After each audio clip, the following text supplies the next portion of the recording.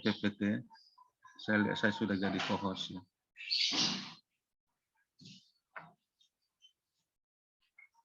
Baik.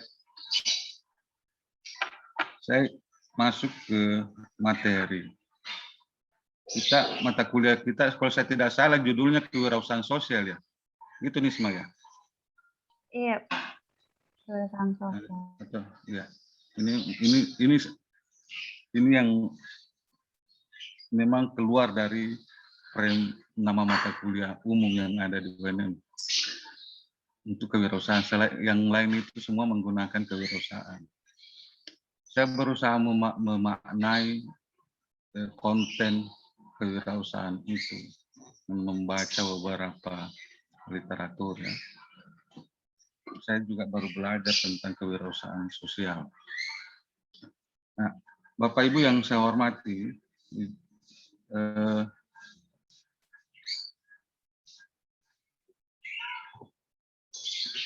sekedar ilustrasi bahwa siapa sangka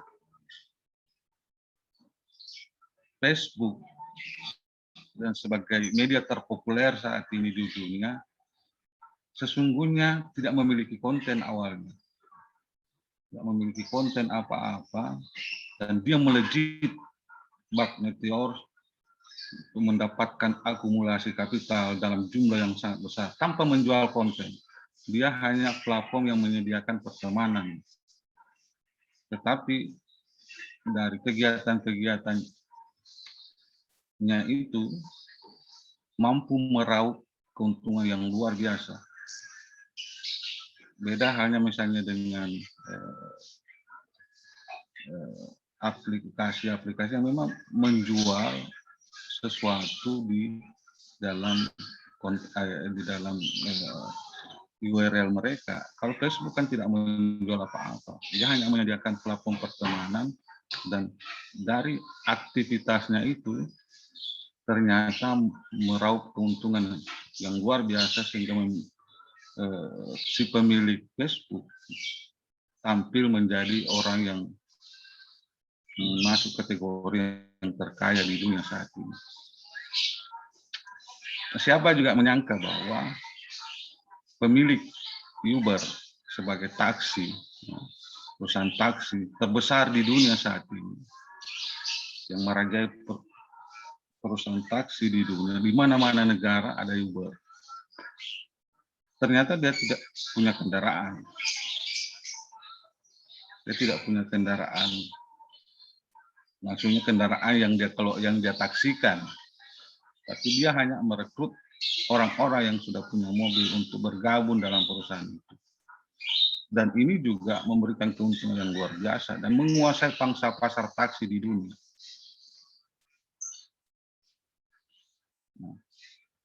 Siapa juga menyangka bahwa Alibaba, sebuah perusahaan retail terbesar saat ini, itu memiliki omset tertinggi di dunia saat ini. Yang sesungguhnya Alibaba tidak punya stok barang apa-apa. Orang hanya menitipkan barang di situ untuk dijual oleh pemilik Alibaba. Dia tidak punya stok apa-apa, tapi dia hanya memfasilitasi orang untuk menjualkan barang-barangnya melalui perusahaan retail Alibaba ini. Nah, ini artinya apa? Bahwa menjadi seorang wirausahaan itu tidak harus menggunakan modal uang, tetapi spirit untuk berbuat itu menjadi hal yang utama di dalam kegiatan kewirausahaan itu.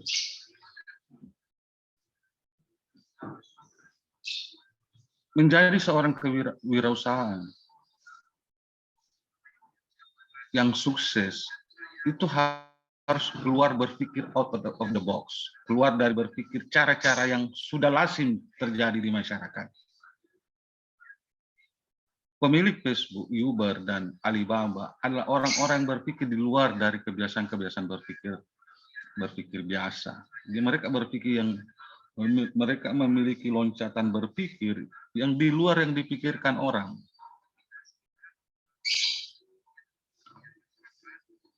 Sebab kenapa orang perlu berpikir out of the box? Karena kalau kita berpikir biasa-biasa saja, maka bersiaplah untuk bersaing dengan pelaku-pelaku lama yang sudah ada. Kalau misalnya kita mau berpikir menjual kain, maka Anda harus bersiap dengan berjuta orang yang sudah melakoni persiapan kegiatan itu, yang tentu punya jejaring yang sudah terbentuk, punya modal yang sudah terbentuk, punya pengalaman dalam mengelola itu. Seorang entrepreneurship membutuhkan cara-cara berpikir di luar dari kebiasaan-kebiasaan umum yang ada di masyarakat. Dan ini yang terjadi di Facebook, Uber, dan Alibaba. Pemilik Zoom pun adalah orang-orang yang berpikir di luar kebiasaan.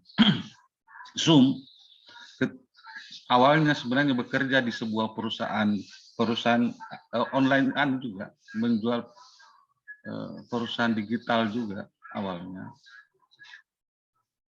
Dia bekerja di situ menjadi karyawan, ditawarkanlah idenya ini terkait dengan Zoom itu, Zoom yang kita gunakan sekarang. Sang pemilik perusahaan menolak. Pemilik perusahaan menolak ketika itu. Karena ini apa sih untungnya, siapa sih yang mau gunakan ini? Hanya sewaktu-waktu saja orang gunakan ini. Dan itu pun paling 1 kali 2 kali digunakan untuk orang rapat dalam ruang virtual seperti ini. Akhirnya dia keluar dari perusahaan ini karena dia yakin idenya terkait dengan Zoom ini akan laris manis di pasaran nanti. Apa yang terjadi kemudian setelah dia keluar? Ini kita lihatlah hari ini Zoom menjadi platform utama yang digunakan orang di dalam masa pandemi ini. Semua aktivitas pertemuan-pertemuan nyaris menggunakan platform Zoom, sehingga mengantarkan pemilik Zoom sebagai salah satu orang yang kaya pada saat ini, terkaya pada saat ini. Dan memiliki ide-ide kreatif itu juga menjadi sesuatu yang sangat penting, dan yakin dengan idenya, percaya diri dengan ide-idenya. Nah, Bapak Ibu yang saya hormati, demikian juga dengan perusahaan-perusahaan seperti Airbnb. Airbnb ini adalah sebuah penyedia akomodasi terbesar, tapi tidak punya properti. Tidak punya properti.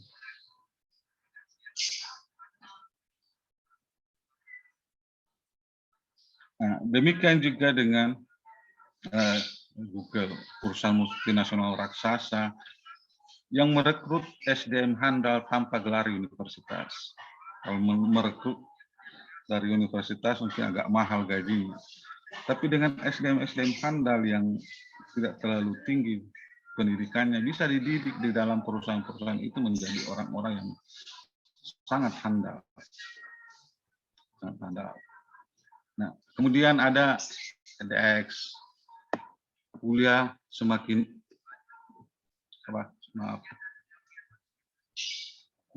mudah dan bisa dilakukan setiap saat. Nah, ini juga tidak memiliki ruang kelas, tidak memiliki gedung-gedung yang megah untuk mempersiapkan orang dididik di dalamnya. Tetapi banyak orang-orang masuk ke situ, dan edX sebagai perusahaan yang cukup benefit yang menyediakan platform di bidang pendidikan.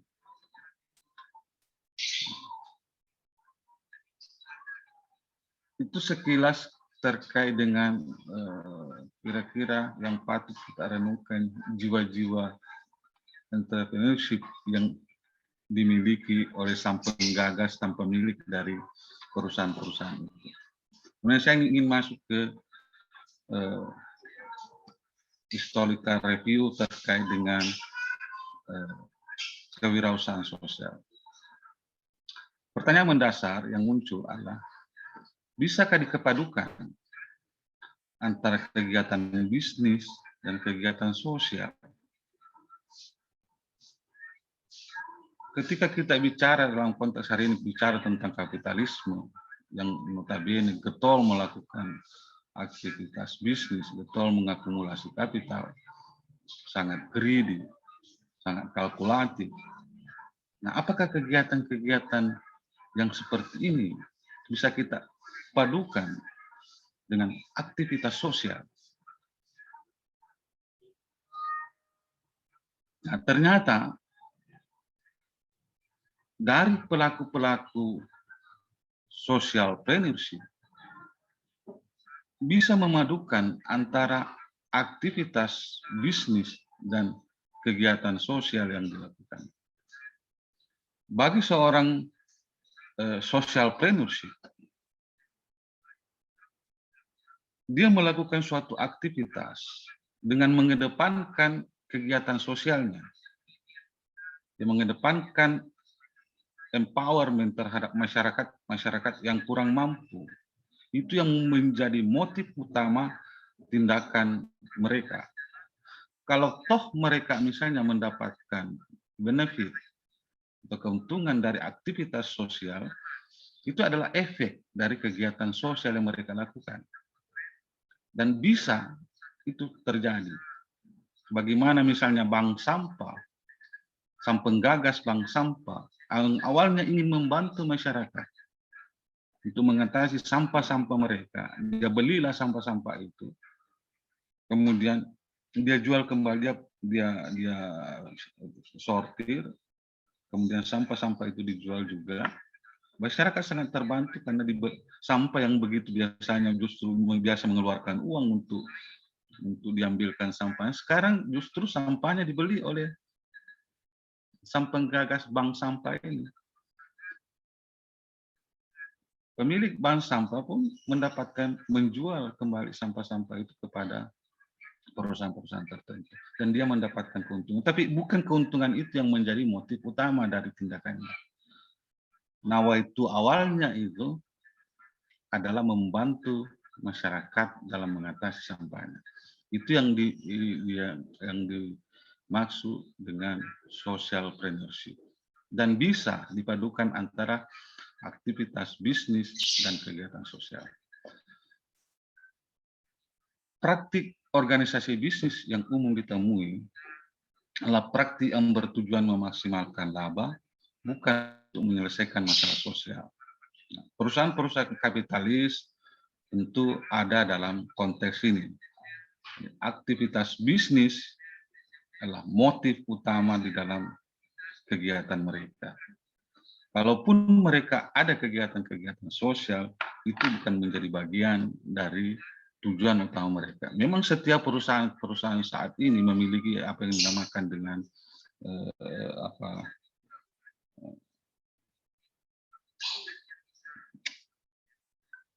CSR,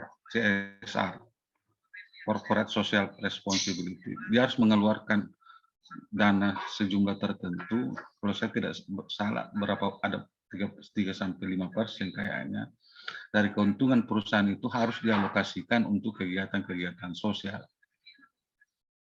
Tetapi aktivitas itu sesungguhnya bukan yang menjadi motif utama. Itu CSR itu muncul karena adanya protes-protes dari masyarakat yang merasa terusik dari kehadiran suatu perusahaan. Sehingga dibuatlah negosiasi, sehingga terlahir apa yang disebut sekarang dengan konsep CSR. Ada dulu mahasiswa S3 yang pernah meneliti terkait itu. Saya melakukan bantahan bahwa CSR, seolah bantuan-bantuan yang diberikan perusahaan itu dianggapnya setara dengan pembayaran zakat, pembayaran sedekah. Saya tidak setuju dengan disetarakan itu.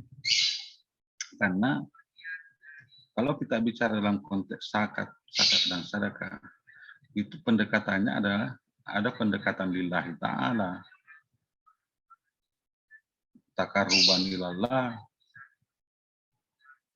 Kalau pendekatannya CSR itu karena mendapat tekanan masyarakat sehingga perusahaan memiliki kewajiban untuk membantu masyarakat yang kurang mampu atau yang terdampak dari aktivitas perusahaan.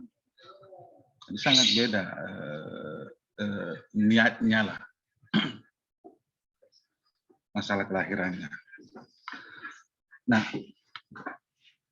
kadang selama ini orang menganggap bahwa masalah-masalah sosial, persoalan-persoalan di masyarakat, itu urusan-urusan organisasi sosial, atau charity, atau yayasan, yang memang tidak memiliki orientasi lain.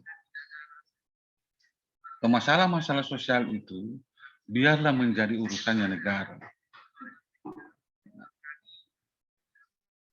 Dalam konteks hari ini, kita sudah melihat bersama bahwa masalah-masalah sosial itu bukan hanya menjadi tanggung jawabnya urusan organisasi sosial maupun negara, tetapi juga bisa ditertangani oleh aktor-aktor atau individu-individu yang ada di dalam kehidupan ini.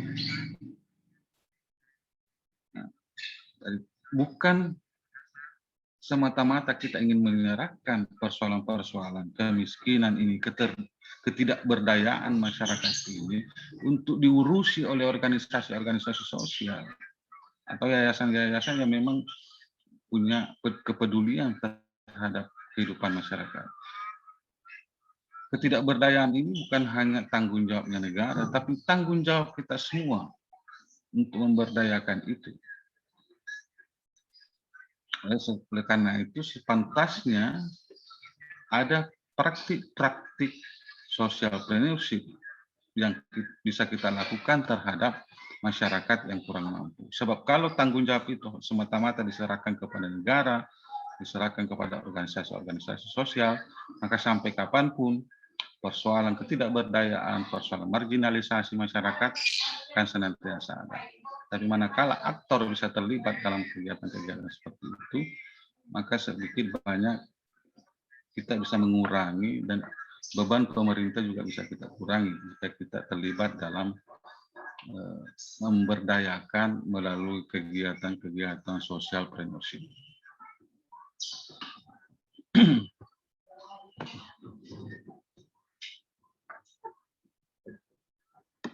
Kemudian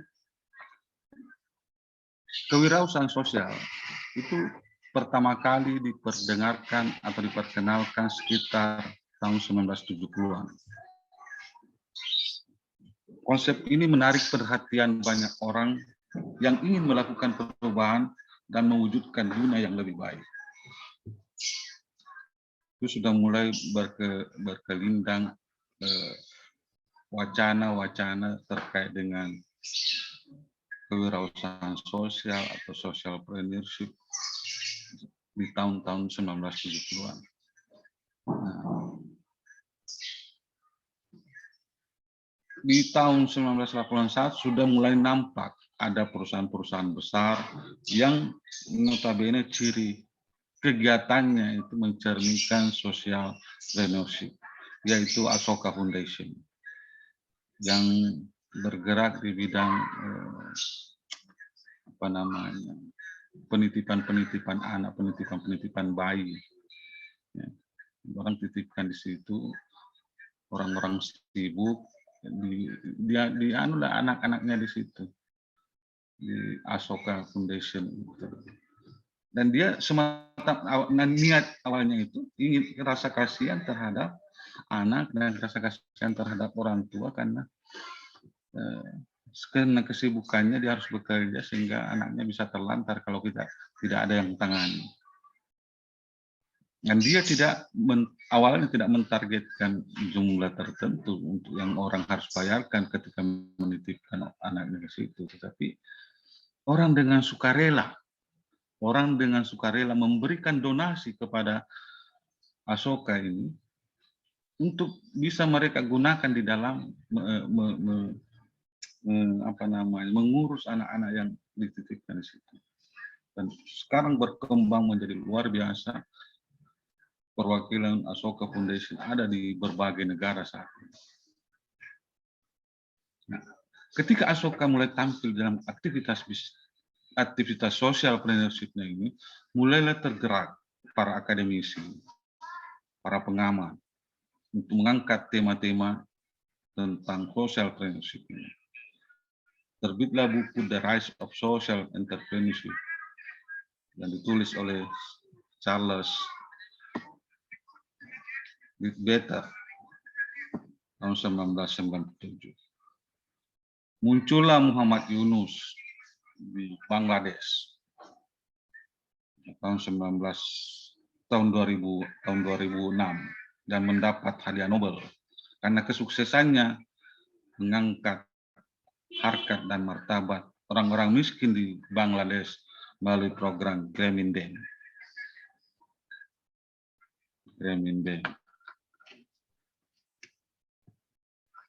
Nah, saya ingin lanjutkan ke definisi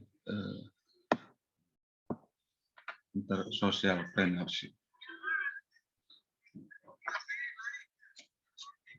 Izin merokok dulu. Bagi yang mau merokok juga di situ, silakan merokok.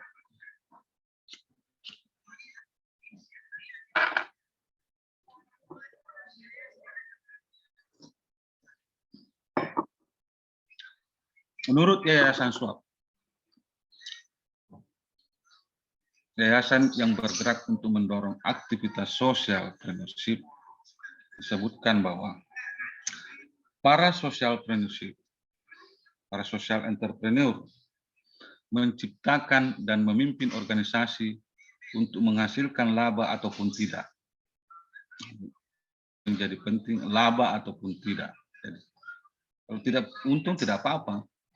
Yang ditujukan sebagai katalisator perubahan sosial dalam tataran sistem melalui gagasan baru, produk, jasa, metodologi, dan perubahan sikap.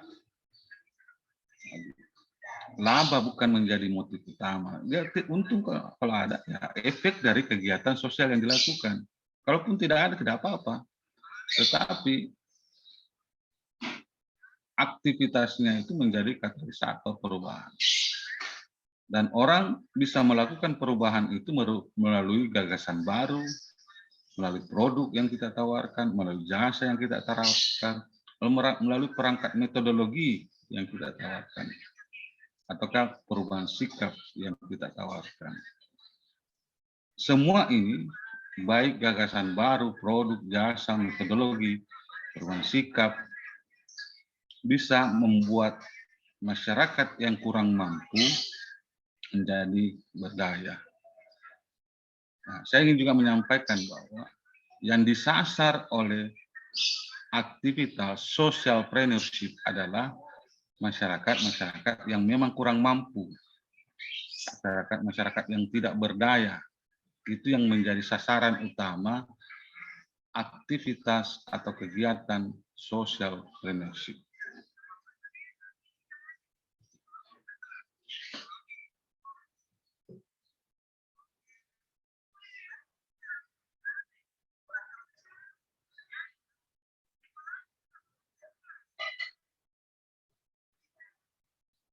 Oke. Eduardo Morato, Ketua ASEAN Institute Management, tahun 1980-an, memperkenalkan social entrepreneurship. Wirausaha sosial merupakan orang atau lembaga yang inovatif, yang memajukan penciptaan dan penyelenggaraan usaha yang berhasil bagi mereka yang membutuhkan. Wirausaha sosial berbeda dengan wirausaha yang lazim dan usaha niaga dengan ciri utama yaitu menaruh kepedulian pada upaya membantu kesejahteraan pihak lain daripada kesejahteraan diri sendiri. Pihak yang dibantu oleh wirausaha sosial ialah golongan yang kurang beruntung atau lebih miskin di kalangan masyarakat. Ini yang seperti yang saya katakan bahwa kegiatan wirausaha sosial itu dia menaruh kepedulian untuk membantu orang dibandingkan kesejahteraan dirinya. Sosialnya yang utama, bisnisnya soal belakangan. Saya kira banyak orang-orang di sekeliling kita yang memiliki perilaku seperti itu. Kenapa ini kita penting untuk kita gagas di dalam prodi sosiologi? Karena kita sosiologi itu selalu merasa bahwa kita peduli dengan kegiatan-kegiatan sosial. Kita justru banyak berteriak, mengkritik berbagai kegiatan yang kira-kira banyak merugikan masyarakat.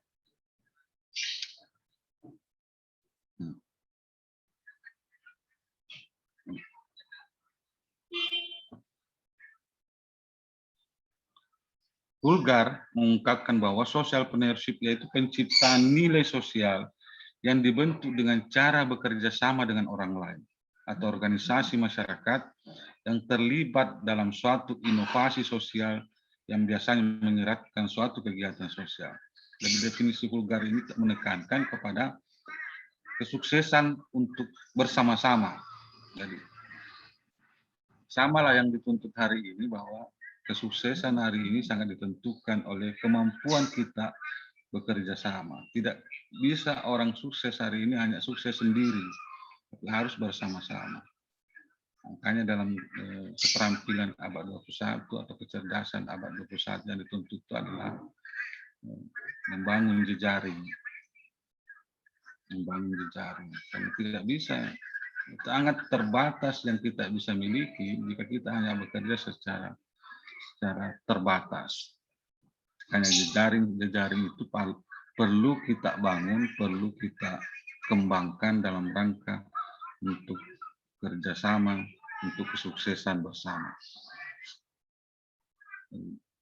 Aktivitas social entrepreneurship bisa dikelola sebuah organisasi, bisa juga aktor, bisa juga orang-orang tertentu. Dan senantiasa ada inovasi sosial yang biasanya ditawarkan. Inovasi sosial yang ditawarkan itu senantiasa baru dan bisa merubah keadaan masyarakat. Banyak saya kira contoh-contoh nanti yang bisa Bapak Ibu kaji lah, bisa Ibu pelajari orang-orang yang memiliki perilaku seperti itu.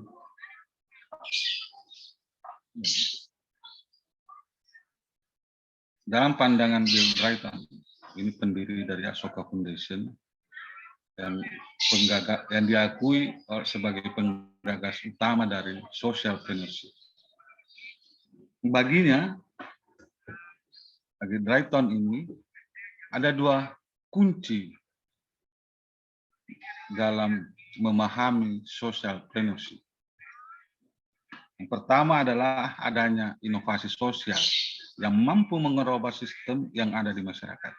Jadi ada sesuatu yang baru, di mana sesuatu yang baru itu kira-kira mampu mengubah sistem dan struktur yang ada di masyarakat.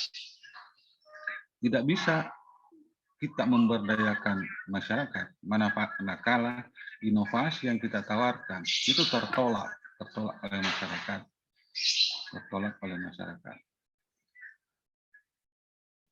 Nah, tidak bisa juga kita misalnya mempengaruhi masyarakat dengan sesuatu inovasi yang biasa-biasa saja, yang sudah umum, karena mereka juga memiliki bandingan-bandingan tertentu dengan hal yang ada.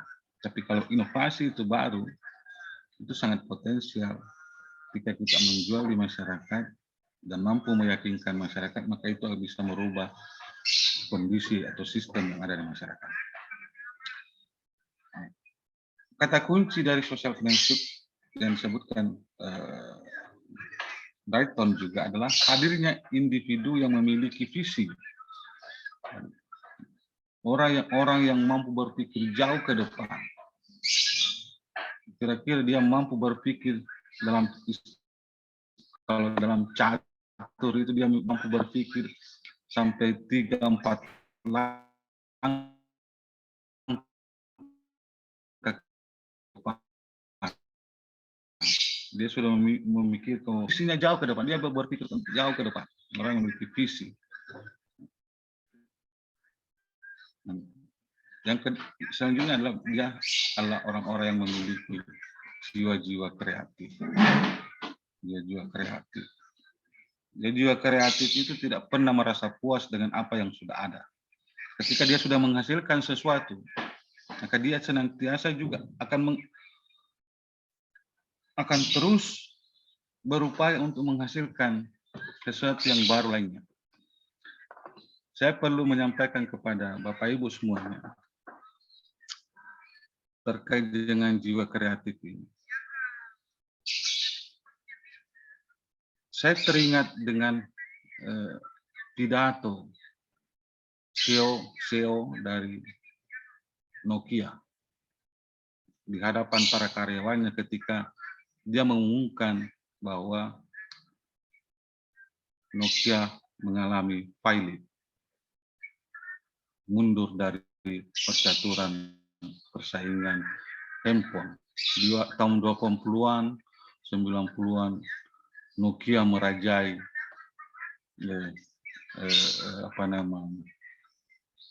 pemasaran handphone di seluruh dunia. Apa dia katakan di hadapan para karyawannya? Saya tidak pernah merasa memiliki kesalahan dalam berbisnis.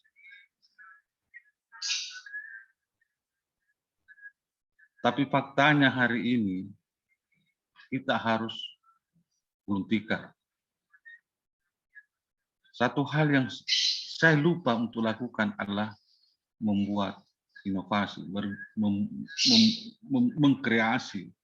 membuat kreasi-kreasi baru terhadap produk yang kita lakukan. Secara aktivitas bisnis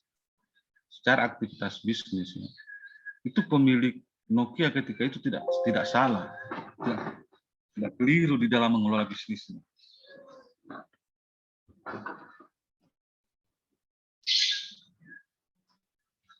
Lobet, saya punya lobet. Iya. Saya harus tunduk-tunduk supaya Anda tidak lihat saya pakai sarung ini.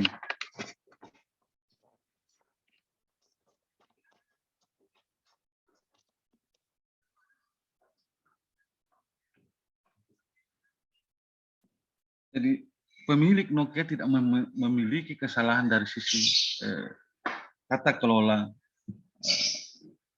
kegiatan bisnis. Cuman dia lupa berkreasi. Sementara pesaing terberatnya, Samsung ketika itu, tidak ada hari tanpa inovasi, tidak ada hari tanpa kreativitas. Kita beri Samsung terbaru ini, muncul lagi bulan depan yang terbaru. Senantiasa berkreasi terus. Itu yang dilupakan oleh Nokia. Sehingga dia digulung oleh Samsung.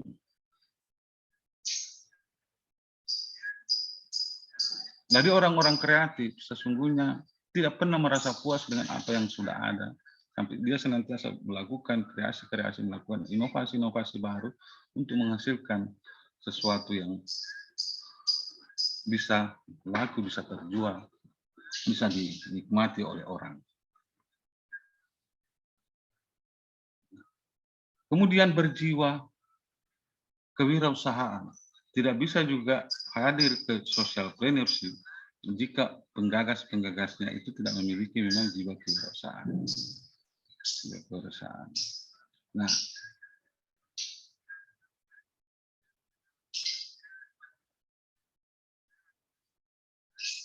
dan yang lebih utama adalah beretika.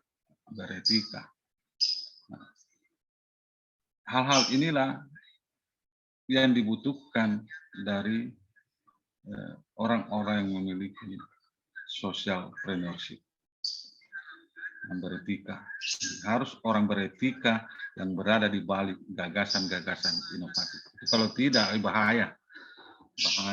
Apalagi masyarakat yang kita mau sasar tentu kan masyarakat terbelakang biasanya identik dengan kekurangan pendidikan, tidak berdaya ekonomi. Ini gampang dipatolo-toloi misalnya seperti itu, gampang dibodoh-bodohi lagi. Kalau orang-orang beretika yang menjalankan kegiatan di situ, wah itu bisa berbahaya. Hanya Bill Drayton menekankan juga persoalan etika. Harus orang beretika yang berada di balik gagasan. Selanjutnya karakteristik dari orang yang memiliki jiwa social entrepreneurship. Orang-orang yang mempunyai visi untuk memecahkan masalah-masalah kemasyarakatan. Dan sebagai pembaharu masyarakat dengan gagasan-gagasan yang sangat kuat untuk memperbaiki taraf hidup masyarakat. Umumnya, seorang social entrepreneurship itu bukan seorang bisnismen murni, bukan berasal dari ekonom. Biasanya berasal dari dokter, pengacara, insinyur, konsultan, kerja sosial, guru, dan wartawan yang peduli dengan kondisi di masyarakat. Yang peduli, dan mereka bukan orang biasa-biasa saja. Bisa Anda cermati orang yang sukses dalam sebagai social entrepreneurship itu bukan orang-orang terkenal. Nanti dia terkenal setelah sukses kegiatan social entrepreneurship.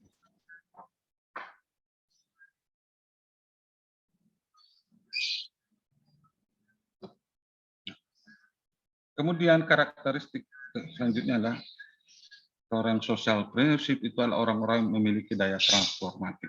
Orang mampu yang mendorong perubahan dari satu kondisi yang tidak baik menjadi baik. Dari kondisi yang tidak berdaya menjadi berdaya. Orang-orang ini adalah orang-orang yang memiliki gagasan baru dalam menghadapi masalah besar. Jadi ini penting, gagasan baru untuk menghadapi masalah besar. Nah, yang tidak kenal dan tidak kenal lelah dalam mewujudkan misinya. Tidak gampang menyerah, menyukai tantangan, punya daya tahan yang tinggi. Orang-orang yang sungguh-sungguh tidak mengenal kata menyerah. Dia senantiasa mengarahkan energi mereka untuk menyebarkan gagasan-gagasannya sejauh kemampuan yang dimilikinya.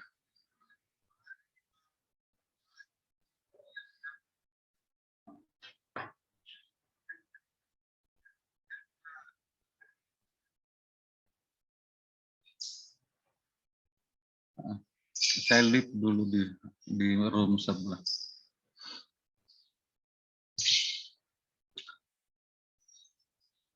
Nah, seorang yang berjiwa social entrepreneurship juga memiliki karakter orang yang mampu mengubah daya kinerja masyarakat dengan cara terus memperbaiki, memperkuat, dan memperluas cita-citanya.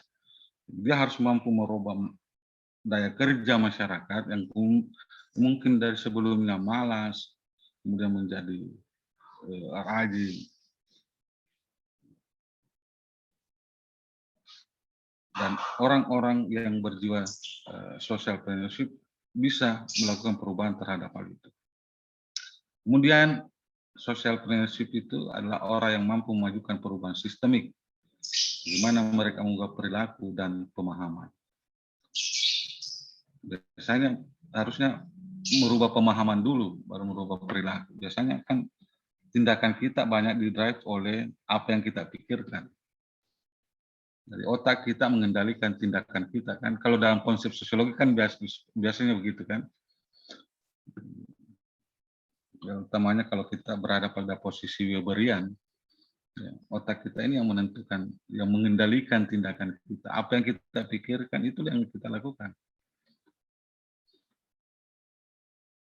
Nah, karakteristik selanjutnya adalah pemecah masalah paling kreatif. Kemudian mampu menjangkau jauh lebih banyak orang dengan uang atau sumber daya yang jauh lebih sedikit. Seorang entrepreneurship itu bisa menjangkau banyak orang dengan uang dan sumber daya yang sedikit. Seperti yang saya contohkan tadi tentang bank sampah, ya tidak butuh terlalu banyak uang itu. awalnya. Tapi dia bisa menjangkau satu kompleks, bahkan setelah itu menyebar ke beberapa tempat. Akhirnya ya, sukses dan keuntungan juga mengalir pada penggagasnya. Karakteristik selanjutnya dari social entrepreneurship adalah orang-orang yang tidak bisa diam. Tidak bisa diam. Tidak, jarang lah kira-kira duduk bersantai-santai, ongkang-ongkang kursi, minum-minum kopi, jaranglah dia lakukan seperti itu. Dia senantiasa tergerak untuk memecahkan masalah-masalah yang ada di masyarakat. Masalah-masalah yang tidak tertangani oleh negara, dan lain-lain. Pokoknya dia tidak bisa diam ketika dia melihat bahwa ada yang tidak tertangani oleh peranata negara, peranata sosial, maka dia tergerak untuk memperbaiki itu, tergerak untuk melakukan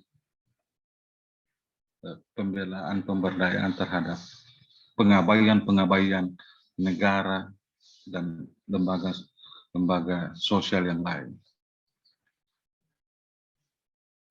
Nah, karakteristik selanjutnya adalah melampaui format-format lama. Tadi saya katakan dia berpikir out of the box, di luar dari struktur atau cara-cara berpikir yang sudah mapan, atau cara-cara bertindak yang sudah mapan. Orang-orang social entrepreneurship itu dia mampu keluar dari itu. Nah, kemudian karakteristik selanjutnya dia lebih bebas dan independen, lebih efektif dan memilih keterlibatan yang lebih produktif. Jadi orang-orang yang social entrepreneurship itu orangnya lebih bebas, lebih enjoy dan tidak terikat oleh sesuatu pun. Terikat oleh sesuatu pun. Enjoy lah hidupnya. Orang-orang yang tidak terlalu mementingkan dirinya. Dia lebih ingin berbuatlah untuk orang lain.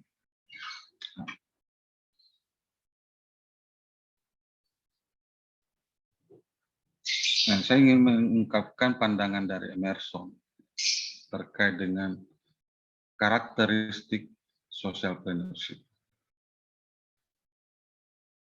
Perilaku social entrepreneurship, yaitu civic innovator atau inovator dari kalangan sipil. Jadi seorang social entrepreneurship itu adalah seorang pembaharu yang terlahir dari kalangan sipil. Jarang kita melihat seorang social entrepreneurship itu terlahir dari orang-orang birokrat, orang-orang sipil, orang-orang ASN lah. Ada orang-orang yang tapi dia terlahir dari orang-orang sipil yang memang memiliki kebebasan dalam hidupnya.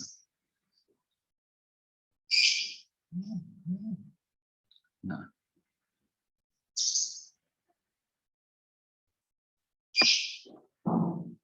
pendiri social entrepreneurship itu adalah orang-orang yang mampu meningkatkan penerimaan. Dari penerimaan tentu, dan penerimaan ini adalah penerimaan masyarakat. Apa yang didapatkan oleh masyarakat hari ini dia bisa tingkatkan ke taraf yang lebih tinggi. Seorang social entrepreneurship adalah pendiri yang mampu meningkatkan penerimaan. Kalaupun dia meningkat penerimaannya, itu akibat dari kegiatan sosial yang mereka lakukan.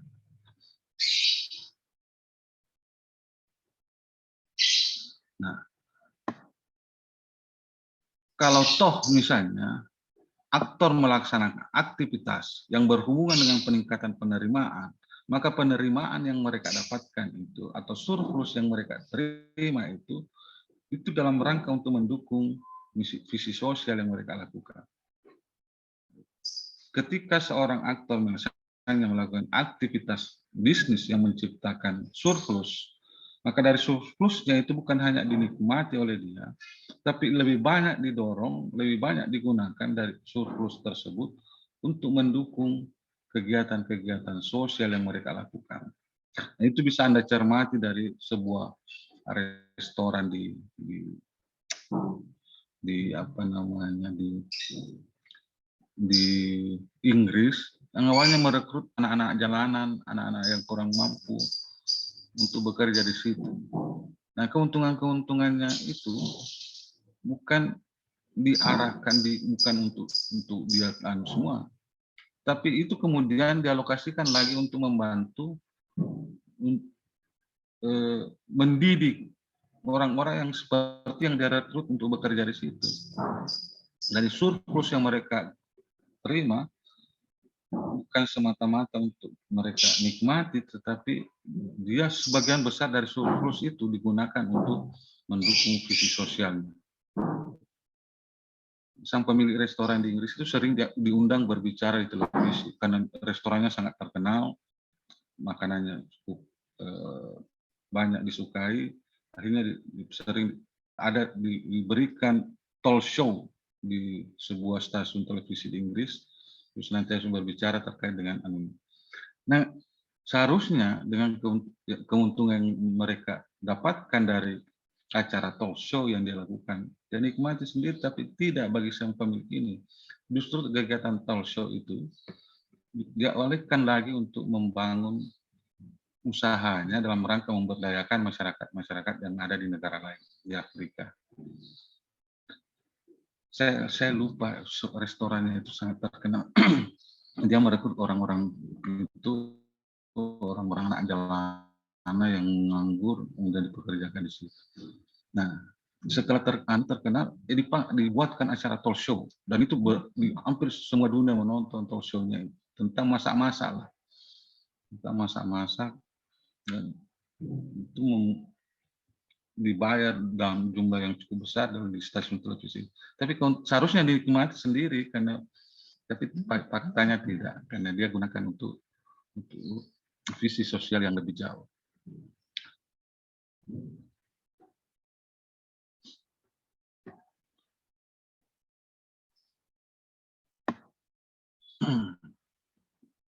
Misi sosial kewirausahaan sosial. Smallbone dan kawan-kawan mengungkapkan bahwa misi sosial kewirausahaan sosial adalah menyediakan barang dan jasa yang ada di pasaran atau di sektor publik yang ketersediaannya terbatas atau tidak tersedia. Dia menyediakan barang atau jasa yang kira-kira sulit didapatkan orang atau sama sekali tidak ada tersedia. Dia berusaha menyediakan itu. Kemudian misi yang kedua adalah mengembangkan kemampuan. Banyak masyarakat di sekitar kita yang kurang memiliki kemampuan. Menjadi misi seorang social entrepreneurship untuk mengembangkan kemampuan-kemampuan yang dimiliki,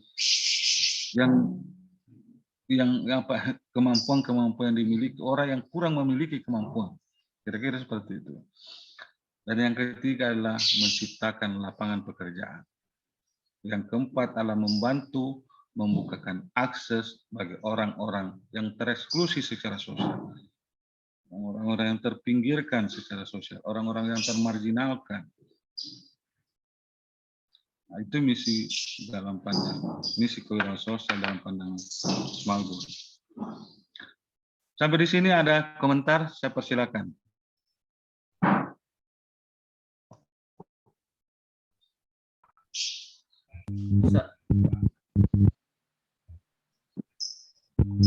Bisa Pak. Silakan Pak Sarifudin. Ya, baik. Terima kasih banyak atas kesempatan yang diberikan kepada saya. Ini menarik ya, karena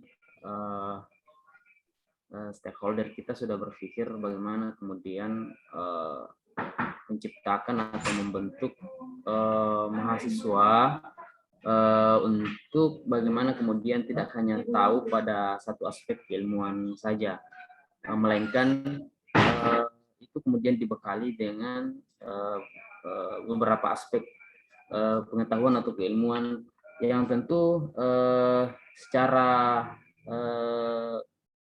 kebersesuaian mungkin agak sedikit memiliki kesenjangan antara, katakanlah misalnya kita di ilmu sosiologi dengan kewirausahaan, ini kan agak sedikit mungkin ada kesenjangan di situ. Tapi dari jarak itulah kemudian kita ingin dibentuk bagaimana kita tidak hanya tahu pada satu aspek keilmuan saja, melainkan dari belajarnya kita tentang kewirausahaan ini itu akan menjadikan kita menjadi banyak tahu tentang ilmu-ilmu kewirausahaan, yang mana tentu ini menjadikan kita dipersiapkan untuk di masa-masa yang akan datang, untuk tentu kita tidak bisa menerka bagaimana nanti setelah hari ini apalagi gitu yang muncul. Tadi misalnya tadi sudah dipaparkan, katakan misalnya Facebook, siapa yang mengira Facebook hari ini sebesar hari ini begitu, Uber dan lain-lain sebagainya. Nah, tentu dari kesekian itu semua Pak, sebagai ini kan kita dari ilmu sosial atau lebih itu, yang ingin saya mendapatkan pencerahan ini Pak dari kita, langkah-langkah apa kira-kira ini Pak yang mungkin apa ya istilahnya menjadikan kita juga visioner seperti itu, seperti tadi yang disampaikan, sehingga selain tahu, katakanlah misalnya kita ini bergelut di dunia pendidikan, selain tahu dunia pendidikan, kita juga bisa merespon fenomena sosial yang ada seperti itu dengan melalui kewirausahaan ini. Nah, kira-kira menurut kita ini Pak Tabe, mohon pencerahan, apa kira-kira langkah yang mungkin efektif atau mungkin lebih tepatnya langkah jitu untuk menuju ke situ Pak. Ya, terima kasih banyak. Mungkin itu saja dulu. Oke, baik, terima kasih Pak Syarifudin. Jadi di awal saya sudah mengantarkan bahwa mata kuliah ini bukan diarahkan untuk mendidik Anda menjadi seorang pengusaha. Enggak, karena level S3 itu ya, kalau Anda pun jadi pengusaha sekarang, bukan karena didikan dari ini. Tetapi jiwa entrepreneurship itu sebaiknya kita hadirkan pada diri kita. Karena kesuksesan dimanapun itu sangat ditentukan oleh orang-orang yang memiliki jiwa entrepreneurship. Orang misalnya memiliki kreativitas, inovasi, dimanapun Anda bekerja, jiwa ini Anda hadirkan. Di mana Anda hadirkan jiwa inovasi, kreativitas itu. Dan tidak, Anda senang tantangan, itu jiwa entrepreneurship. Senang dengan tantangan. Dengan tantangan. Dimanapun Anda bekerja, jangan pernah berkeluh kesah dengan tantangan-tantangan yang ada. Tapi manusia-manusia yang memiliki jiwa entrepreneurship adalah manusia-manusia yang bisa memberikan solusi terhadap tantangan-tantangan yang datang kepada orang-orang yang bisa mengatasi dan keluar dari tantangan-tantangan yang dihadapi. Dimanapun kita bekerja. Ketika kita sudah memiliki itu, sebenarnya selesai tujuan dari mata kuliah ini. Selesai nih. Dimanapun, tidak mungkin nih jadi pengusaha. Woy. Kalau dosen jadi pengusaha justru bahaya Pak. Tapi jiwa entrepreneurship, jiwa ingin menolong orang, itu mesti kita hadirkan. Utamanya kita sebagai sosiolog, ataukah yang belajar social entrepreneurship. Itu kita harus dihadirkan dimanapun kita berada. Bukanlah pembelaan-pembelaan terhadap orang yang kurang mampu, orang yang tereksklusi, termarginalkan. Itu lakukanlah pembelaan-pembelaan terhadap itu. Ketika kita sudah melakukan itu, sesungguhnya kita sudah memiliki jiwa social entrepreneurship. Social entrepreneurship. Tidak mesti kita menggeluti sebuah usaha bidang social entrepreneurship, tapi di tempat kerja kita, ketika kita mempraktekkan jiwa-jiwa social entrepreneurship itu saya kira sudah luar biasa sekali. Kita bisa memberikan transformasi masyarakat, berkontribusi dalam melakukan transformasi masyarakat yang lebih baik. Itu di situ misinya lah. Kenapa juga perlu dihadirkan kewirausahaan di sekolah? Bukankah mereka sudah banyak yang bekerja? Anda nggak mesti begitu, menurut rektor harus diberikan, karena dimanapun orang tetap harus memiliki jiwa sosial, jiwa entrepreneur.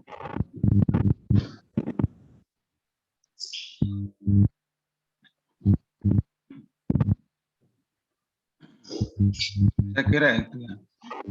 Ya, baik. Terima kasih banyak Pak. Nah, saya ingin sekarang memberikan problem ke hadapan Anda. Saya ingin menguji jiwa entrepreneurship yang ada di diri. Sekiranya Anda semua, Bapak Ibu, tidak memiliki pekerjaan apa-apa, tidak memiliki pekerjaan apa-apa, dan tetap ingin melanjutkan studi di S3 Sosiologi, tetap ingin melanjutkan studi di Sosiologi dengan tanpa pekerjaan apa-apa.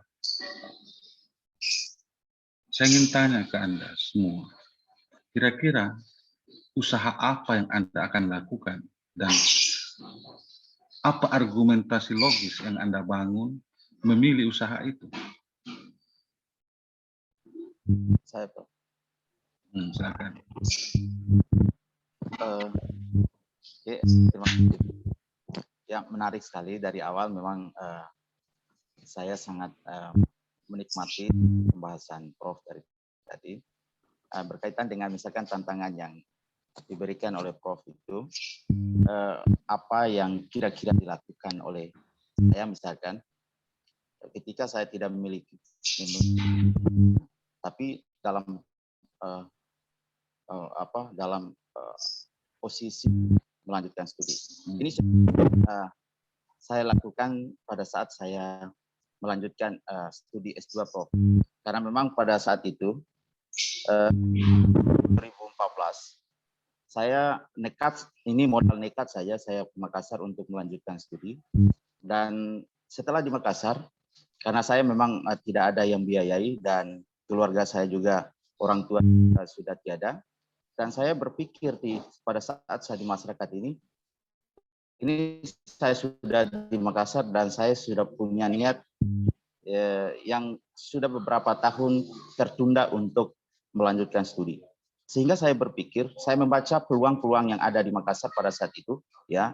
Saya tinggal di seputaran Alauddin II dan saya melihat lalu lalang mahasiswa yang begitu banyak. Dan di sekitar Alauddin II juga itu dikelilingi di sepanjang jalan Alauddin itu terdapat beberapa kampus. Dan saya melihat juga mahasiswa banyak sekali tugas-tugas dan ataupun tugas-tugas baik tugas-tugas hariannya, tugas individunya, bahkan dan lain sebagainya.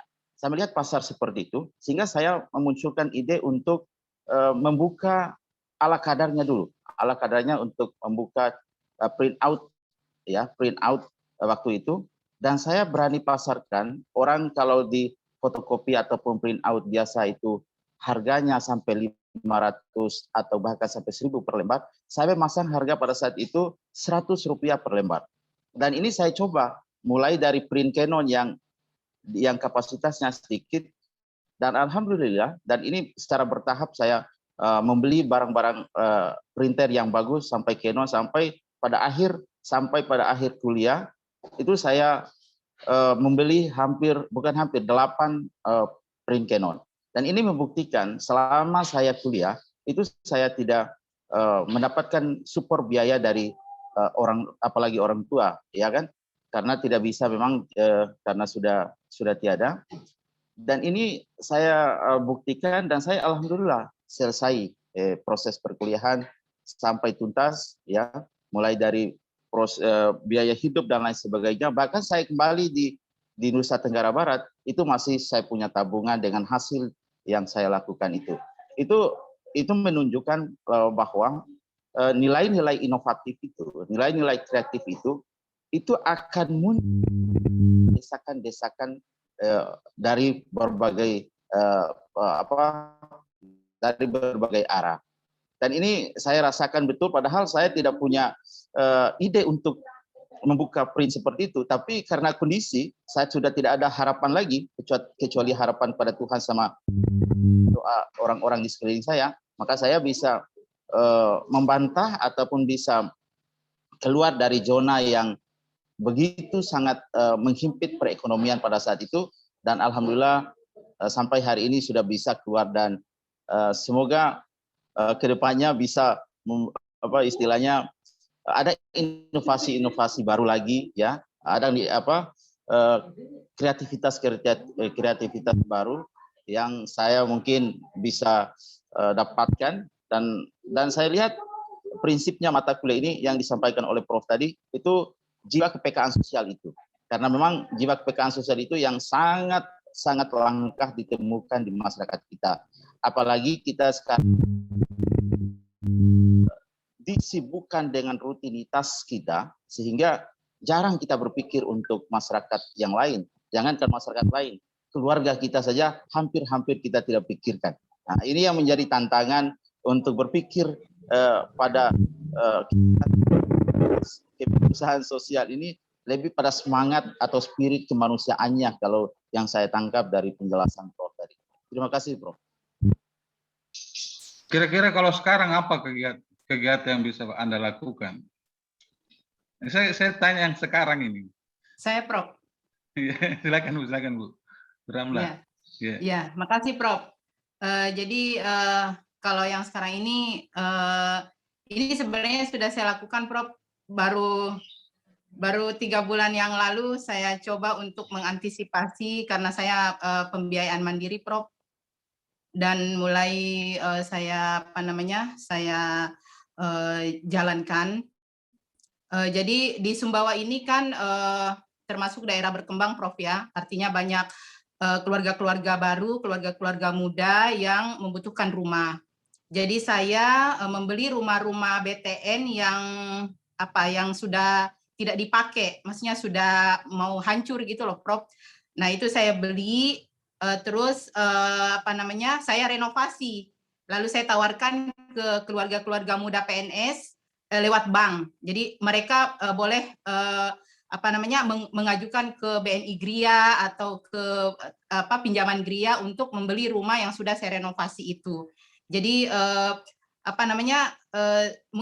mungkin kalau saya beli rumah yang sudah mau roboh itu sekitar 50 juta, saya renovasi sekitar 50 juta, mungkin modal saya hanya 100 juta, tapi ketika saya tawarkan bisa sampai 150 sampai 200 juta, itu bank berani membeli dengan tentu dengan posisi rumahnya strategis dan ada di dalam kota. Jadi saya berpikir bahwa ketika saya menjual kos kaki, maka keuntungan yang akan saya dapat adalah keuntungan kos kaki. Tetapi ketika saya menjual rumah, maka keuntungan yang saya dapat adalah keuntungan rumah. Itu, Prof. Makasih. Ini Bu ini kapitalis ini. Tapi kan halal, Prof. Iya, halal lah. Tapi bukan socialpreneurship. Entrepreneurship. Membantu orang, Prof? Enggak. Bukan itu yang niat awalnya, Ibu.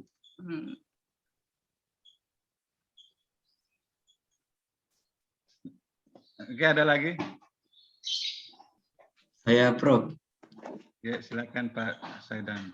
Ya, jadi sama dengan Ibu Ramla, Prof. Mungkin saya juga agak kapitalis. Karena saya ini kuliah biaya mandiri, Prof. Saya itu di Enrekang membuka percetakan digital, dan kami itu di Enrekang ada 3 pemain. Ya, kita itu tidak menganggap saling bersaing, tetapi kita itu berteman.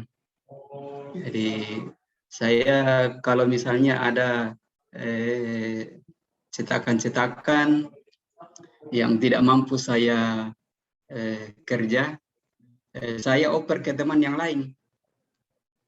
saya oper ke teman yang lain karena prinsipnya kita ini mau saling menghidupi. Jadi prinsipnya adalah kita ini berusaha untuk supaya sama-sama kita bisa hidup di situ. Nah, itulah yang saya andalkan, Prof. Jadi mungkin kalau begini, apakah bisa itu disebut entrepreneur ataukah tidak? Karena kalau belajar dari pengalamannya Ibu Ramlah, mungkin sama juga dengan punya saya. Lebih ke kapitalis. Ya, Prof. Ya.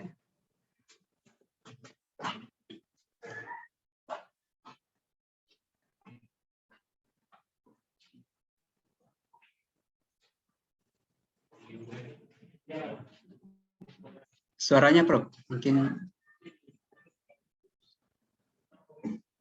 Saya mau tanya, maaf.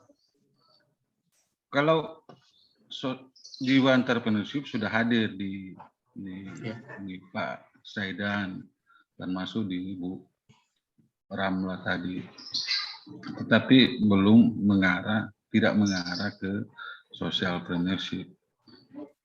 Memang aktivitas bisnis ini kajian saya juga ya, sosiologi ekonomi. Aktivitas bisnis yang saya lihat dilakoni oleh orang-orang Bugis Makassar itu menganut prinsip silalu sirui, artinya saling berkejaran, tetapi manakala ada orang yang sudah ada di atas, dia punya kewajiban moral untuk mengangkat yang di bawah. Dengan prinsip Bapak tadi itu, berbagi orderan sesungguhnya adalah itu prinsip silalu sirui itu. Bapak sadar atau tidak sadar, pasti ada persaingan di antara Bapak, pasti ada, pasti. Tapi dengan prinsip itu bahwa kalau kita kelebihan order ya dibagi juga kepada yang lain, karena kita juga punya kewajiban moral untuk membantu. Notabene masih mungkin kerabat kita, apalagi kalau misalnya masih kerabat dari yang mengelola itu, kan banyak juga pengusaha-pengusaha Bugis itu, ada pengusaha-pengusaha klien, istilahnya dalam sosiologi klientisasi, pengusaha-pengusaha klien seperti Aksa Mahmud, Yusuf Kala, itu kan pengusaha-pengusaha klien. Kliennya Tony Yusuf Kala, dan itu yang baku bantu-bantu itu antara Bosowa dengan Kala, bro. Karena dia merupakan perusahaan klientisasi. Satu klan lah, satu keluarga. Itu banyak di Bugis itu, justru sustainable-nya perusahaan-perusahaan Bugis itu karena itu sistem klientisasi itu, mereka saling membantu. Ketika orang berada di puncak, dia punya kewajiban moral untuk membantu kerabat-kerabat mereka yang ada di bawah, pengusaha-pengusaha yang ada di bawah. Dia tidak mematikan yang menjadi perusahaan sejenis yang ada, tapi justru dia hidupi juga. Jiwa sosialnya ada, tetapi tentu yang aktivitas yang dilakukan itu tetap bisnis yang menjadi utama. Bisnis yang entrepreneur ya, tapi socialpreneur enggak. Socialpreneur ya. Tidak gampang menjadi socialpreneur. Tidak gampang. Dan hanya orang ya punya jiwa besar sekali lah. Saya sendiri tidak sanggup untuk belum sanggup untuk menjadi socialpreneurship. Dan tidak ada waktu juga sih sebenarnya.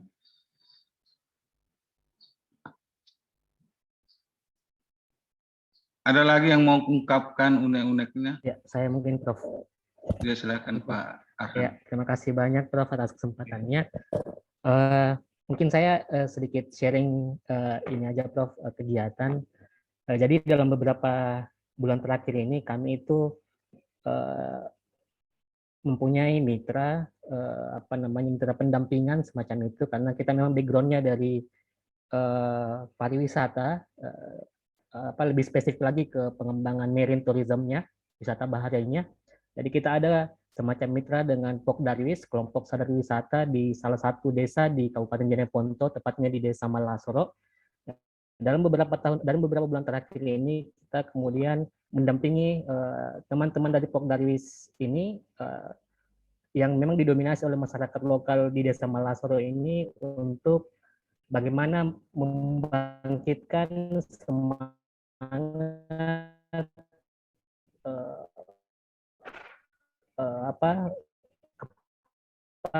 kepariwisata semua aspek lini itu terpengaruh dari dampak pandemi ini.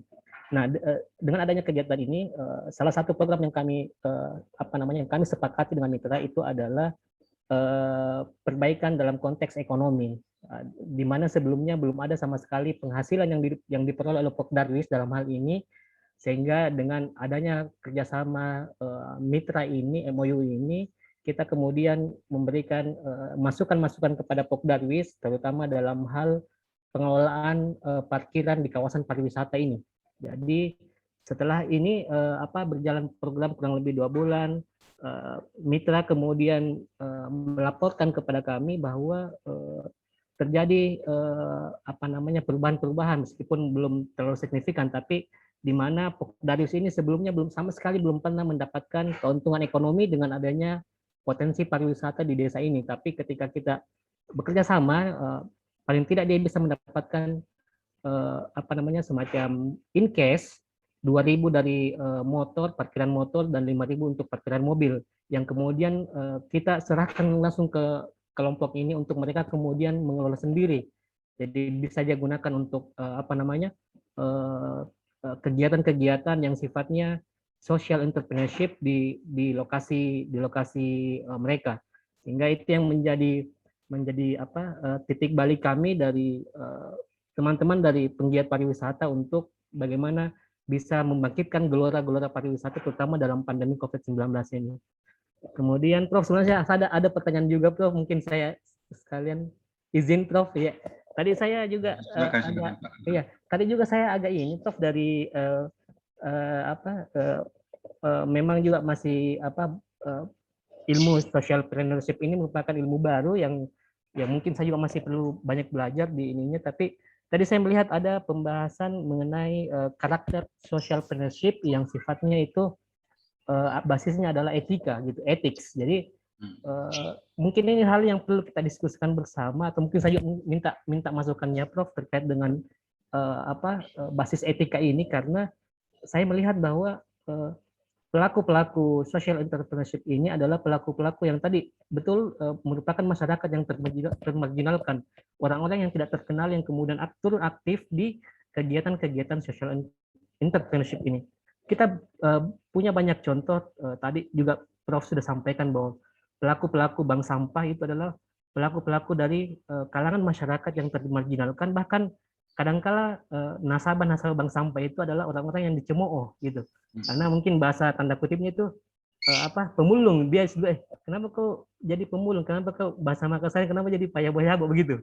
Dan yang kedua mungkin kita juga teringat dengan kasus reklamasi Teluk Benoa di Bali, di mana salah satu pelakunya salah satu aktor di situ yang bermain bahkan di penjara karena mempertahankan yang namanya Teluk Benoa dari kegiatan reklamasi pantai, yang tentu kita pahami bersama bahwa adanya kegiatan reklamasi ini akan berdampak kepada paling tidak kepada kehidupan masyarakat pesisir, sehingga aktornya ini yang mempertahankan tidak boleh ada reklamasi itu kemudian bahkan dipenjarakan. Sehingga maksud saya mungkin perlu ada semacam aktor-aktor dari social entrepreneurship ini harus menembus yang namanya batas etik gitu, sehingga mungkin ada bahasa frontal atau ada bahasa yang lebih ilmiah yang bisa kita pahami bersama, karena sistem yang memaksa kita untuk kalau tidak menembus batas itu maka kita tidak bisa diinikan. Dan konteks yang lebih spesifik di Kota Makassar sampai saat ini teman-teman atau masyarakat di Pulau Kodingaring-Keke itu juga merupakan sangat terdampak dengan adanya reklamasi di Newport di Pantai Losari. Seperti itu menjadi hal-hal yang sifatnya perlu mungkin dibatasi apakah dia bisa dikatakan etika, karena ketika tidak istilahnya kita tidak frontal untuk menembus sistem, kita tidak bisa dihiraukan. Mungkin itu aja, Prof. Terima kasih. Assalamualaikum warahmatullahi wabarakatuh. Baik, terima kasih Pak Arham. Kira luar biasa ya. Pak Arham sudah sukses menjadi seorang socialpreneurship dengan programnya di Jeneponto ya. Ya itu Betul, Prof. socialpreneurship gitu. Ya betul, bahwa saya sepakat ketika kita mau menembus sekat-sekat struktur, dan ketika misalnya orang mempertahankan idealisme, mempertahankan kepentingan masyarakat, lantas harus berurusan dengan negara, berurusan dengan aparat keamanan demi untuk mempertahankan idealisme. Nah, itu juga menjadi tanggung jawab kita sebenarnya ilmuwan untuk hadir melakukan pembelaan-pembelaan terhadap orang-orang seperti itu. Saya kira nelayan-nelayan di benua Bali sangat terganggu sistem nafkahnya dengan reklamasi yang terjadi di sana. Orang tidak bisa lagi mencari ikan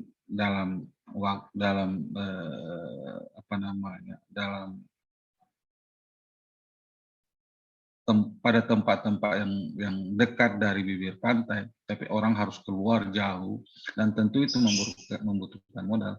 Hanya nelayan-nelayan memiliki misalnya mesin yang bisa melaut, yang sebelumnya hanya bisa pakai sampan untuk mencari nafkah, sekarang tidak bisa lagi, harus menggunakan mesin tempel untuk keluar mencari di laut lepas, mencari nafkah. Nah, dan anehnya kan yang melakukan pembelaan itu justru mendapatkan perlakuan karena di penjara karena membela kepentingan nelayan di situ. Berhadapan dengan negara tentu tidak cukup kita serahkan kepada pembela orang-orang Bali itu, tapi yang melakukan pembelaan terhadap nelayan-nelayan benua itu, tapi mesti juga orang-orang ilmuwan harus hadir melakukan pembelaan terhadap orang-orang seperti itu. Tidak akan mungkin seorang nelayan kecil yang melakukan pembelaan itu mampu menembus sekat-sekat kerasnya misalnya birokrasi kalau tidak di-backup oleh civil society yang lain. Harus di-backup oleh civil society yang lain. LSM, kita, masyarakat kampus harus hadir untuk melakukan pembelaan. Ilmu tidak akan bermakna apa ilmu itu untuk ilmu, tetapi ilmu harus punya maslahat kepada masyarakat, harus bisa kita giring untuk melakukan pembelaan-pembelaan terhadap masyarakat. Ilmu harus membumi, ilmu harus kita hadirkan untuk melakukan pembelaan itu. Tapi kalau orang aktor yang mau menembus sekat itu terlalu sulit ya, tanpa di-backup oleh civil society yang lain. Jangan pernah kita membiarkan misalnya nelayan harus berhadapan dengan negara. Tidak akan pernah menang masyarakat itu. Sehebat apapun dia ingin menembus sekat itu, saya kira akan terpental ke belakang dan mungkin sangat jauh ke belakang. Kalau misalnya dia di-backup, hadir civil society, kelompok-kelompok civil society untuk melakukan pembelaan, untuk membantu menegakkan etik yang ingin ditegakkan oleh si nelayan itu, saya kira dalam posisi itu etik ini bisa menembus sekat-sekat atau kerangkeng-kerangkeng yang dibangun oleh negara. Kira seperti itu, Pak. Saya kira cukup ya. Yang terakhir ini saya juga menguji jiwa entrepreneurship Bapak Ibu. Kiranya saya tawarkan suatu produk Lantas produk ini tidak perlu dibeli dengan uang. Tetapi cukup Bapak Ibu pasarkan dan orang tidak perlu mengeluarkan uang untuk mendapatkan produk itu. Kira-kira berapa kesanggupan memasarkan produk tersebut? Ini uji jiwa entrepreneurship. Berapa nih semua?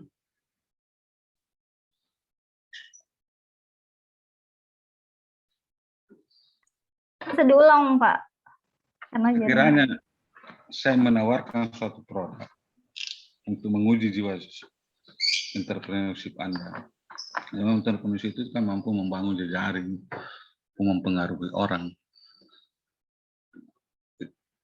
Dan produk ini tidak perlu dibayar dengan uang, tapi cukup Anda memiliki kemampuan untuk meyakinkan orang bahwa ini bermanfaat, ini melalui jejaring-jejaring Anda. Berapa kira-kira kesanggupan Anda memasarkan itu? Ya, kalau misalnya kita tidak menentukan, tidak ditentukan harganya ataupun apanya, mungkin saya akan menyebarkan di sosial media ataupun saya membuat YouTube, karena kita akan memperoleh keuntungan-keuntungan itu dari YouTube itu tersendiri. Dan ketika kita mematok harganya, mungkin tidak sesuai dengan tidak melebihi atau kapasitas ambang langsung tinggi begitu Pak, tapi ada batas tersendiri yang cukup minim lah, karena kita sudah mendapat keuntungan dari web ataupun dari sosial media, sehingga kita dapat poin terkhusus ataupun masukan tersendiri dari apa yang kita ingin promosikan itu. Ada poin tersendiri dan poin khusus, ataupun ada penghasilan tersendiri dari kita sebarkan di media-media sosial, karena sekarang media-media sosial itu meskipun kita tidak memiliki pembiayaan untuk berwirausaha, tetapi ketika kita memiliki aplikasi, mengaplikasi terhadap apa yang kita ingin lakukan, kita memanfaatkan jajaran yang ada, kita juga mendapat keuntungan dari pemilik aplikasi tersebut. Dengan adanya viewers, dengan adanya like ataupun apa, dengan itu kita juga mendapat keseimbangan pemasukan. Meskipun kita mematok harga yang minim, tidak langsung ambang batas begitu, tetapi ada keuntungan juga yang kita dapat. Kalau memiliki misalnya ditentukan batasnya apa, mungkin ya secukupnya aja Pak. Terima kasih.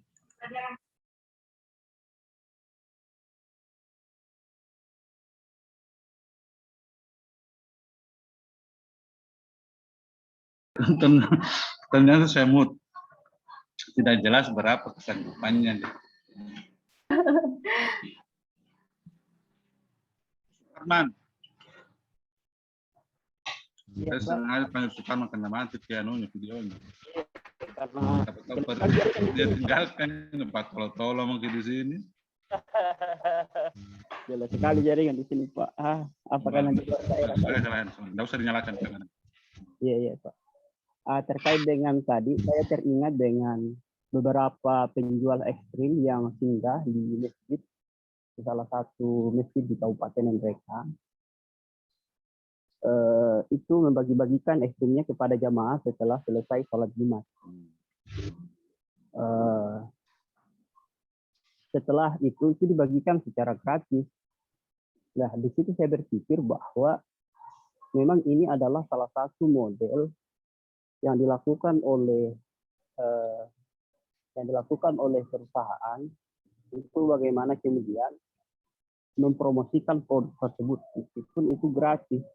Nah, nanti ketika banyak nanti masyarakat yang berminat terhadap produk itu, maka dengan sendirinya masyarakat itu akan mencari. Nah, ilustrasi yang diberikan tadi oleh Prof mengenai berapa harga, maka saya tertarik dengan promosi yang diterapkan penjual ekstrim yang singgah di masjid di Kabupaten Nrekang pada saat itu, bahwa saya akan memberikannya dengan cuma-cuma dulu. Ketika misalnya nanti produk kita itu memang baik, maka nantinya itu akan dicari dengan sendirinya oleh masyarakat. Begitu mungkin saya, Pak. Terima kasih. Ya, Pak. Baik, kasih. Iya, Pak.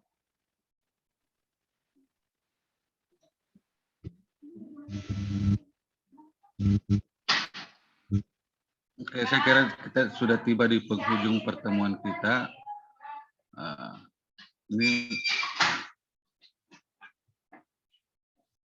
Ini sebenarnya belum cukup untuk Anda bagi rata. Ini jumlah kelasnya banyak ya, ternyata. Nanti saya carikan lagi tokoh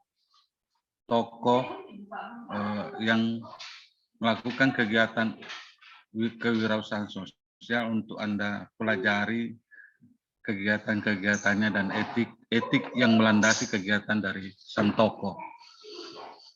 Nanti saya tambahkan, nanti saya kirim ke Nisma tambahannya ini. Yang jelasnya ini adalah tugas individu yang harus Bapak uraikan dari tugas ini adalah aktivitas dari sang tokoh dan etik yang melandasi kegiatannya. Etik bagaimana termasuk juga jiwa-jiwa social partnership yang dimiliki oleh tokoh tersebut. Jadi ya, ini hanya berapa ya? 5 ya. Dari berapa kelas ini berapa Nisma? 14, Prof. Ya. 14.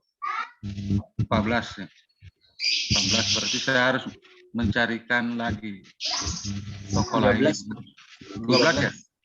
12 ya, berarti kurang 7 ya.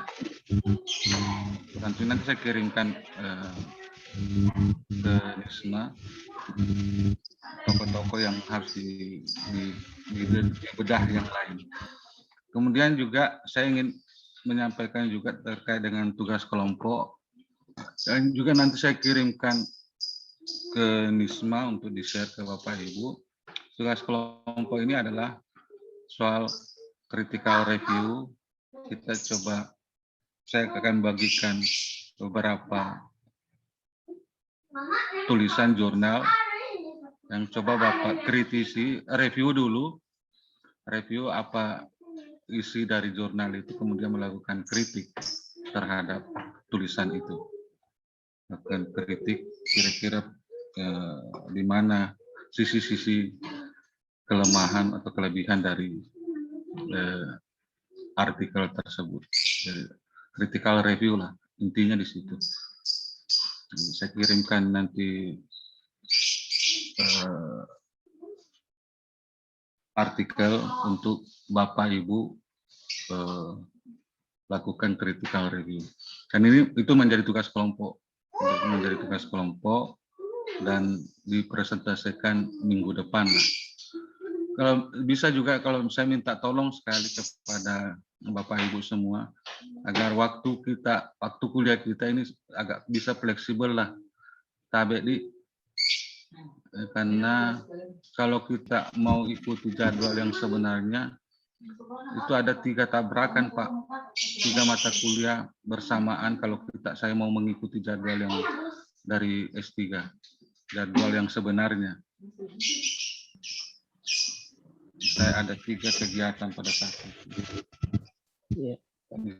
Saya mohon sekali keikhlasan Bapak Ibu untuk kita bisa fleksibel lah jadwalnya. Bisa juga. Baik, Prof. Insyaallah, Prof. Kita sharing lah, kalau tidak bisa kita pindahkan lah. Saya yang berges mengalah, sekali-sekali Bapak yang mengalah. Begitu. Apa boleh buat, karena ya kita juga di manusia-manusia yang terpenjara dengan kondisi yang ada. Apa boleh buat, kita juga sekali-sekali menciptakan penjara-penjara baru untuk orang lain tuh. Kalau kira-kira bahasa sosiologisnya begitulah. Birokrasi sudah memenjarakan kita, jadi sudah kadang menciptakan penjara-penjara baru terhadap. Tadi kan sudah saya kira 2 yang sudah mengungkapkan mengenai kesanggupan pemasarannya. Nah, sekarang saya masuk ke intinya pertanyaan saya itu. Nah, silakan sekarang pasarkan, saya punya channel YouTube supaya bisa terbeli minimal 1 orang 10 lah. Masa tidak bisa S3 dapat 10 satu. Berarti jangan lupa like and subscribe supaya poinnya. Ya subscribe yang Like and subscribe. harus ada buktinya. Harus ada bukti. Saya tidak mau kalau tidak ada bukti. Ini sudah lama saya suruh pasarkan, tetapi dia memiliki jiwa entrepreneur yang rendah. Sudah Pak. Sudah tapi kurang. Mahasiswa juga saya suruh jangan lupa like and subscribe dan lulus kalau enggak. Kurang Nisma. Saya terbaca di YouTuber itu tahu bahwa ini ada laporannya di saya. Iya, nanti disebarkan lagi Bang. Nah, Kalau perlu di dosen-dosen muslim Unima ini. ya. Insya Allah bulan depan saya sudah monetisasi dari YouTube. Saya sudah dapat $, dari YouTube. Berarti sudah lebih 1.000 yang nonton ya Bang ya. Ya. Yang susah itu kan jam saya ya. Kalau Iya, subscribe kecil mah. Subscribe Semua itu dapat 1.000 setiap diamondnya YouTube. Iya, bulan depan saya sudah bisa. Iya, sudah banyak gitu yang nonton. Sudah 3.000-an sekarang jam tayang. Oh, sudah banyak itu Bang. 1.000 saja itu sudah dapat, mulai 3.000. Anda kalau sekarang persyaratannya itu kan subscriber minimal 1.000, jam tayang 4.000. Jam tayang itu yang susah didapat orang. Betul, jadi YouTuber. Nah itu juga saya berpikir kreatif. Di saat orang-orang lain belum memulai di kampus, saya sudah lakukan. Dan saya sudah antisipasi bahwa pembelajaran di masa depan itu banyak dilakukan di dunia maya. Kita tinggal menyiapkan materi-materi kita di situ. Jadi ketika misalnya kita berhalangan hadir, nah kita bisa suruh orang nonton kita. Niat awal saya begitu. Ini awalnya itu ingin membuat counter opini terhadap materi-materi yang ada di belahan lain. Daripada orang nonton Mami, daripada orang nonton Atta, ya kan? Jadi kita siapkan platform yang mendidik orang. Kalau Iya, tidak, betul. ya dunia maya ini akan diisi oleh orang-orang. Kita mesti hadir di situ lah. Kita harus hadir di situ, memberikan alternatif pilihan. Kalau tidak ya akan diisi oleh orang-orang yang entertain, yang jauh dari mungkin dari apa. Jadi padahal itu adalah lingkungan keempat keluarga, masyarakat, sekolah, dan sekarang kan lingkungan baru, lingkungan online. Dan jauh lebih besar pengaruhnya daripada 3 lingkungan yang lain. Kita mesti hadir di situ untuk memberikan, berkontribusi di situ untuk kepada orang lain. Karena waktu saya terbatas, banyak sebenarnya saya mau isi konten-konten di situ, banyak ide-ide yang saya, tapi agak susah juga waktunya. Karena harus tag video, harus edit, wah habislah waktu 3 jam itu. Habis waktu 3 jam. Mengedit saja dengan mengupload itu minimal 2 jam lebih. Saya kira terima kasih Bapak Ibu atas ya, saya kira cukup ya untuk kita hari ini. Nah, ini berapa orang di sini, Du? 13 yang aktif. 13. 13 berarti kalau 10 saja satu orang, berarti saya mengalami pertambahan subscriber 130 ya. 130. Iya. Nanti disebarkan linknya di grup. Dan kecil itu untuk Anda itu 10 orang kecil itu. Saya ketawai Anda kalau kurang dari 10. Anda tidak sama sekali tidak memiliki trust, tidak memiliki kepercayaan terhadap orang. Ujian. Apa nama channel Prof? Pak, itu tugas individunya dikumpul di Orang lain mana? tidak percaya kepada Anda dengan apa yang Anda share, kan? Yang tugas individu, Pak. Bertanya dikit, Pak. Yang tugas individu dikumpul di mana, Pak? Atau Di Syam oke atau? Oh, jaringan. Kasih mohon maaf atas segala. Ya, kasih semua kehadiran Bapak Ibu.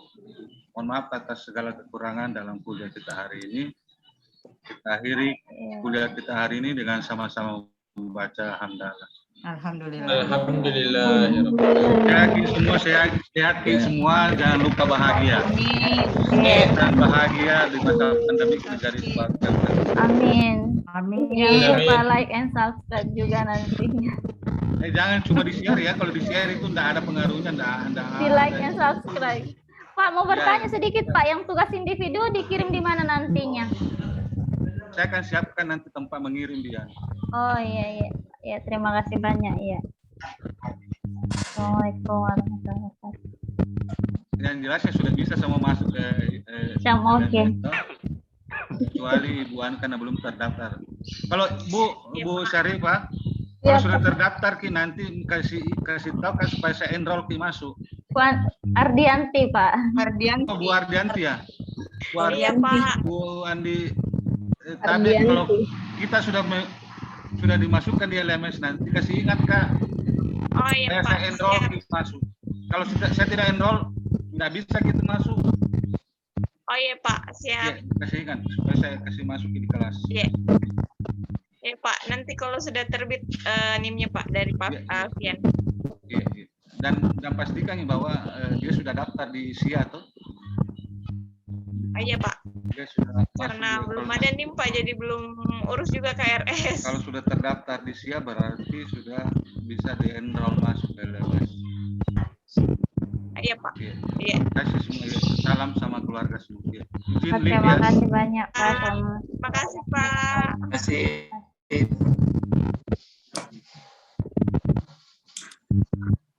Alhamdulillah. Ini.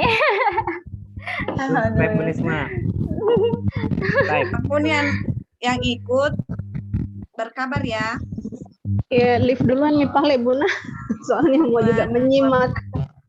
Iya. Izin live. Ya, Waalaikumsalam. Assalamualaikum. Assalamualaikum. Juga ya. Iya Pak.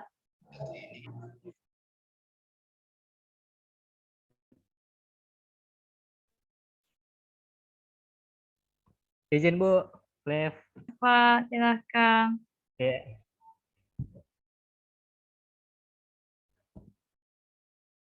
Ini tugas kelompoknya kayaknya Pak dibagi berapa, Midi?